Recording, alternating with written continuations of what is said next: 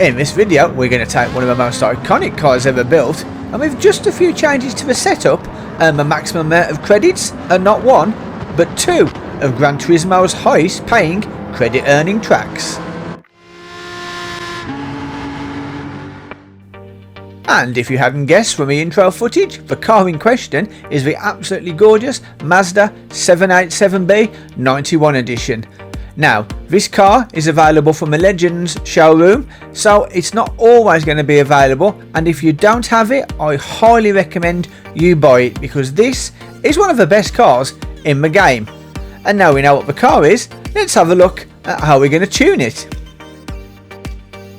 And the first of the setups will be the 700pp setup, as our first race is going to be Le Mans.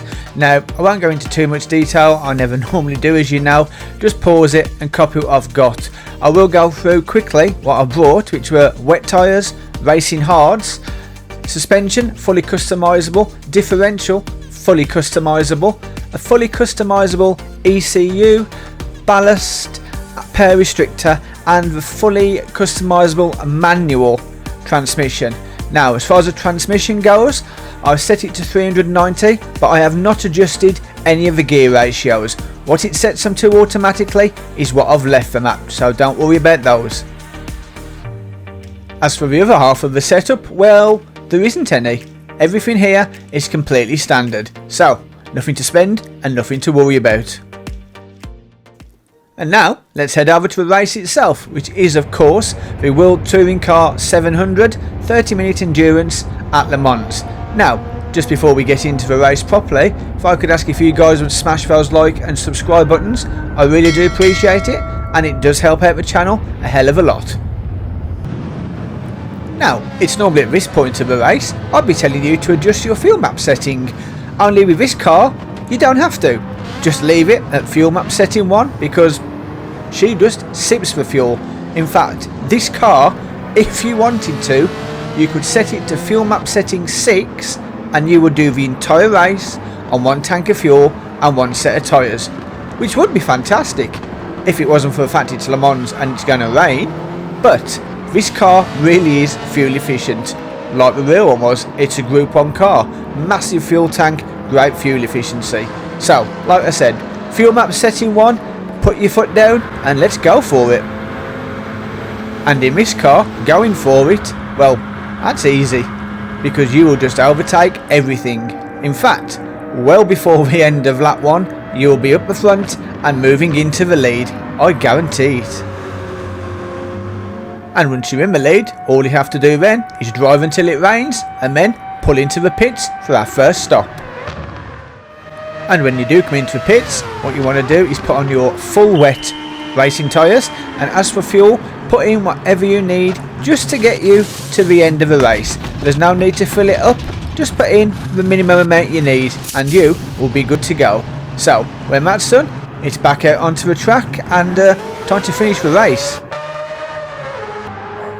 And at this point, we're just going to skip ahead because you are going to be so far ahead that you probably won't even see the AI. You will just drive to the end of the race, and this is a bit you must note, do not cross the finish line after lap 6 because there's no need to.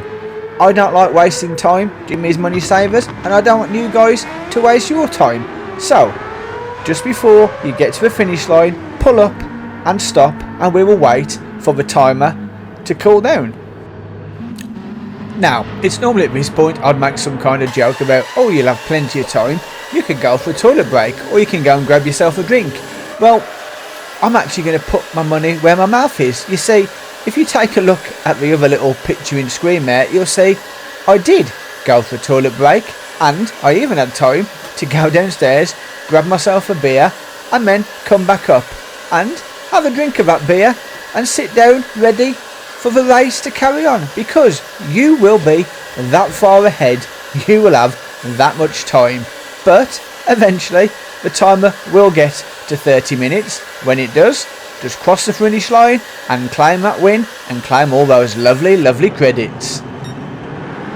Now, you have to admit it, that was cool.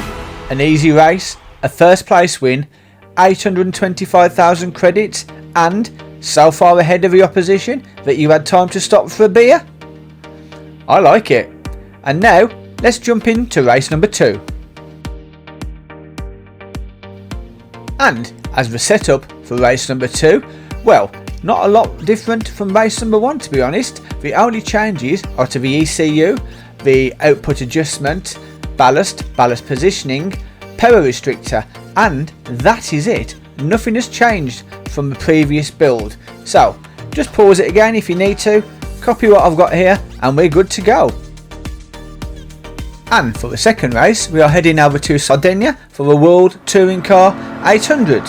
Now, when you start the race, again, with the previous race, don't worry about the fuel map settings, just leave it at number 1 because we don't need to adjust it. We're going flat out.